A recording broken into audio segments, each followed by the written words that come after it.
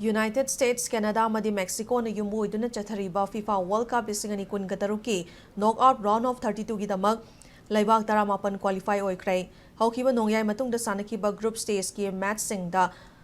Cote d'Ivoire, Ecuador, Netherlands, Turkiye maipakrai Japan amadi Sweden panjal amamam chanaduna draw takibaga loinana Paraguay amadi Australia panjal amata chanadana draw chakrai Haukiba nongyai matung pung ama makai taba matamda sanakiba group stage ki match ta Cote d'Ivoire na Curaçao bu panjal ani sinoda maithiba pikhi pungfa masimakta da sanakiba topa match amadana Ecuador na Germany bu panjal ani amada maithiba pikhi ayu angan bapung mari makai taba matamda Netherlands na Tunisia bu panjal ahum amada maithiba pikhi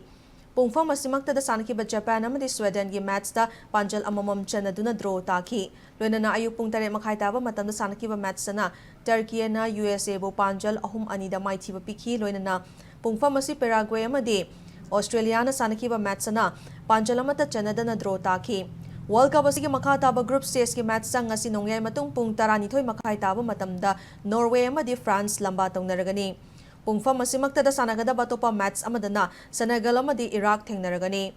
ayu angan bapung mga makai taba matamdana Cabo Verde amadi Saudi Arabia lamba tongnaragani pungfa masimakta da Uruguay amadi Spain thengnaragani loinana hayeng ayu pung nipan makai taba matamdana New Zealand amadi Belgium loinana pungfa masimakta da Egypt amadi Iran ga lamba tongnaragani